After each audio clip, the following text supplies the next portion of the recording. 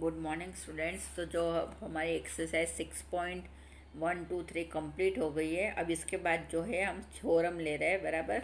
तो थ्योरम 6.1 जो है उसमें हमको प्रूव करना है, if two lines intersect each other then the vertically opposite angle are equal, बराबर। यदि दो लाइन एक दूसरे को आपस में इंटरसेक्ट कर रही है तो वर्टिकली अपोजिट एंगल इक्वल बनेंगे, बराबर। ये बात हमको बतानी है।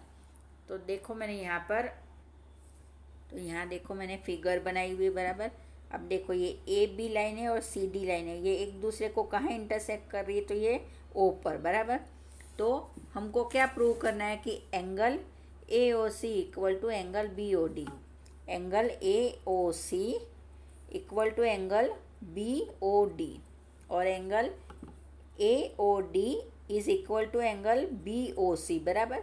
ये दोनों वर्टिकली अपोजिट एंगल जो है वो एक दूसरे को ये दोनों वर्टिकली अपोजिट एंगल इक्वल होंगे, बराबर। ये वाला इससे इक्वल होगा और ये वाला इससे इक्वल होगा, बराबर। तो अब लेते हैं हम, देखो ऑन लाइन ए बी पर, बराबर। यहाँ कौन सा एंगल बन रहा है, एंगल ए ओ डी और बी ओ डी, बराबर। ये दोनों ये देखो, ऐसे देखो, बराबर। ये छुपा दे हम, ये चीज़ छुपा दे, तो यहाँ जो है वो 180 डिग्री बनेगा टोटल, बेटा।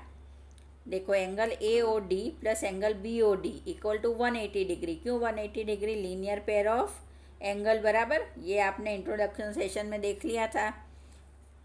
अब ऑन लाइन सी डी यहाँ पर angle A O D plus angle A O C, ये भी जो है लीनियर पेयर इक्वेशन बनेगी। तो ये इसको जो है हमने इक्वेशन 1 नाम दे दिया और इसको इक्वेशन 2 नाम दे दिया। अब इसमें हम क्या करेंगे कि angle A O D plus angle B O D equal to angle A O D plus angle A O C. तो एंगल बी ओ डी, अब यहाँ पर ए ओ डी और ए ओ डी दोनों सेम आए, तो इसको हम यहाँ ले ले तो ये माइनस में आएगा। तो angle B O D equal to angle A O D minus angle A O D plus angle A O C. तो ये ए ओ डी में से ए ओ डी माइनस होता है तो वो चला जाएगा, तो हमारे पास बचा angle B O D equal to A O C, बराबर। तो ये जो है हमको एक चीज़ प्रूव करनी थी कि एंगल ए ओ सी जो है वो बी ओ डी के बराबर है। अब ऑन लाइन ए बी, अभी जो है हमने नीचे वाले ये वाले दो लिए थे, बराबर, एंगल। अब जो है हम ऊपर वाले एंगल लेंगे। अब कौन से लेंगे? ए बी पर ए ओ सी और बी ओ सी, ये दोनों भी जो है वो 180 डिग्री बनेंगे, बराबर। देखो इसको यहाँ से छुपा दे तो ये जो है वो vertically opposite angle linear pair बन रहे, बेटा। तो ये देखो ये जो है 180 डिग्री पे बना रहा है, यानी ये जो है लीनियर पेयर है। तो ये जो है इसको हम ऐसा लिख सकते हैं कि angle A O C plus angle A O B equal to 180 degree. By 180 degree because it is a linear pair, बराबर। अब लाइन सी डी में एंगल ए ओ सी और एंगल ए ओ डी, बराबर, वो भी जो है 180 बनाएंगे। तो इसको जो है हम इक्वेशन नंबर 3 दे देते हैं और इसको इक्वेशन नंबर 4 दे देते हैं। तो जो है हमको हमारे इक्वेशन 3rd और 4th में से क्या करेंगे हम अगेन, तो angle A O C plus angle B O C equal to angle A O C plus angle A O D.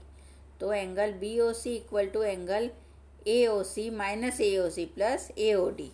तो अगेन जो है ये चला जाता है एंगल, तो हम इसको लिख सकते हैं कि angle B O C equal to A O D और angle A O D equal to angle B O C, बराबर।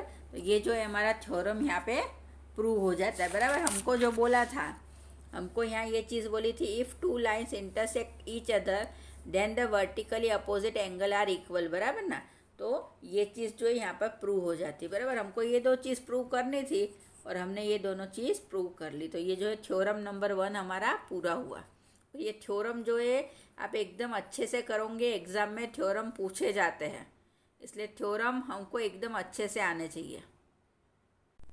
तो थ्योरम नंबर 6.2, थ्योरम नंबर 6.2 क्या है? If a transversal intersect two parallel line then each pair of alternate interior angles are equal, बराबर।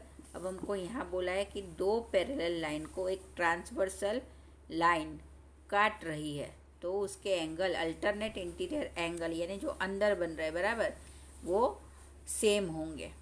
तो देखो हमने ये ए और बी और सी और डी जो है हमारी पैरेलल लाइन है, बराबर। देखो ए बी और सी डी जो है हमारी पैरेलल लाइन है और उसको पी क्यू लाइन जो है वो काट रही है। ए बी पर जो है वो आर पॉइंट पे काट रही है और सी डी पर वो एस पॉइंट पे काट रही है, बराबर। तो हम इसे लिखेंगे, हमको क्या दिया हुआ है, A B parallel C D and P Q intersect at R and S, बराबर। अभी मैंने आपको बता दिया, देखो, है ना। तो नाउ प्रूव क्या करना है हमको, angle A R S, angle A R S, ये वाला एंगल है जो वो, और एंगल डी एस आर, ये दोनों एंगल जो है वो सेम होंगे, और बी आर एस और सी एस आर ये दोनों सेम होंगे, बराबर। तो ये जो है हमको प्रूव करना है, बराबर। अब प्रूफ में हम क्या लिखेंगे, angle A R S equal to angle C S Q, बराबर। देखो angle A R S equal to angle C S Q, ये जो है बेटा वो दोनों एंगल सेम होंगे। क्यों सेम होंगे, करस्पॉन्डिंग एंगल बन रही है, बराबर ना। तो ये एंगल सेम है तो ये एंगल भी सेम ही होगा। तो इसको हमेशा लिख सकते हैं कि angle A R S equal to angle C S Q, why reason है करस्पॉन्डिंग एंगल, बराबर। तो ये जो है हम इसको हमारी इक्वेशन 1 नाम दे देते हैं।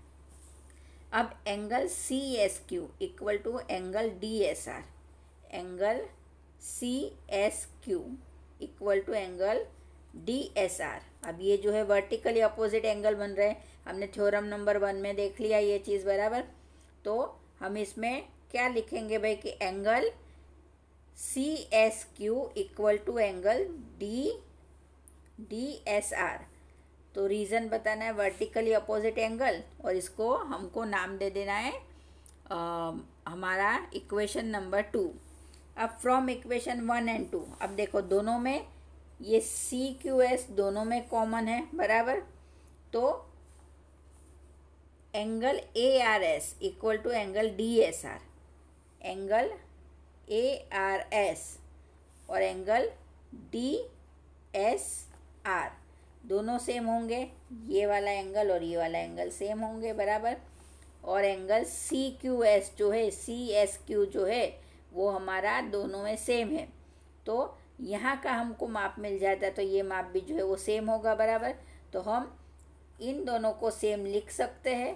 तो similarly we can prove that angle B S R equal to angle C S R, same की सेम यही प्रोसीजर जो है वो इसमें भी करना है, बराबर। मैंने यहाँ सॉल्व नहीं करी है और आपको भी करने की ज़रूरत नहीं है, पर यहाँ हमारा थ्योरम पूरा हो जाता है, पर आपके कंसेप्ट जो है यहाँ पर हमारे क्लियर हो जाने चाहिए, बराबर ना। पहला क्या है, तो करस्पॉन्डिंग एंगल बन रहा है, बराबर। और दूसरा क्या है, तो वर्टिकली अपोजिट एंगल, बराबर ना। तो दोनों की प्रॉपर्टीज़ जो है हमको पता है क्या इनकी प्रॉपर्टीज़ है। तो जब करस्पॉन्डिंग एंगल बनता है तो यहाँ का एंगल और यहाँ का एंगल सेम होगा, बराबर। और वर्टिकली अपोजिट यहाँ का और यहाँ का सेम होगा, बराबर ना। तो जो है हमारा थ्योरम यहाँ प्रूव हो जाता है। Now theorem number 6.3, if a transversal intersect two lines such that a pair of alternate interior angle is equal, then the two lines are parallel। अब हमको यहाँ क्या दे दिया है कि अल्टरनेट इंटीरियर एंगल जो है वो इक्वल है, बराबर। तो ये देखो, ये जो है हमारे अल्टरनेट इंटीरियर एंगल हमको यहाँ पर दे दिया है इन्होंने, है ना। तो हमारे पास क्या दिया है कि एंगल, हमने एक ये ड्राइंग बना ली, बराबर।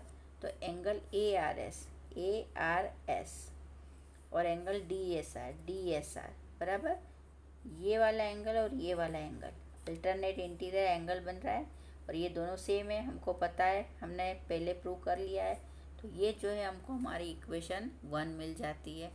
हमको क्या प्रूव करना है कि A B parallel C D, ये ए बी जो है वो सी डी के पैरेलल है। तो अब हम कैसे करेंगे, angle A R S equal to angle B R P, बराबर। ये ए आर एस और ये जो है वो दोनों सेम होंगे। कैसे सेम होंगे भाई, वर्टिकली अपोजिट एंगल, बराबर। तो हम ऐसा लिख सकते हैं कि angle A R S equal to angle B R P. Reason भी दे देते हैं वर्टिकली अपोजिट एंगल और इसको नाम दे देते हैं इक्वेशन 2। अब फ्रॉम इक्वेशन 1 एंड 2, अब यहाँ पर ये इसके बराबर है और यहाँ पर ये इसके बराबर है, तो हम ऐसा लिख सकते हैं कि angle D S R equal to angle B R P. Angle D S R, ये वाला एंगल जो है वो किसके बराबर है, तो वो है बी आर पी, बराबर। देखो ये वाला और ये वाला दोनों सेम होगा। क्यों सेम होगा, करस्पॉन्डिंग एंगल, बराबर। और आपको पता है कि करस्पॉन्डिंग एंगल कब बनेंगे, जब वो एक पैरेलल लाइन पर होते हैं, बराबर ना। तो इससे जो है हमारा थ्योरम प्रूव हो जाता है, क्योंकि पैरेलल लाइन पर ही करस्पॉन्डिंग एंगल बनेंगे। तो हम इजीली ये प्रूव कर सकते हैं कि angle D S R equal to angle B R P corresponding angle है, बराबर। And this angle are also corresponding, so A B parallel C D. तो ये जो है हमारा थ्योरम नंबर 6.3 पूरा हुआ। ये जो है बेटा, ये 6.3 जो है वो 6.2 से पूरा उल्टा थ्योरम है, बराबर ना। तो आपको इसमें क्या, पहले हमको क्या दिया है कि ये और ये इंटीरियर एंगल से हमको पता है, बराबर। फिर हमने क्या प्रूव करा कि ए आर एस और बी आर पी ये दोनों जो है वो वर्टिकली अपोजिट एंगल है, बराबर। तो ये कब बनेंगे करस्पॉन्डिंग एंगल पैरेलल लाइन पर, कब बनते, जब लाइन पैरेलल हो, बराबर ना। तो ये जो है हमारा थ्योरम प्रूव हो जाता है।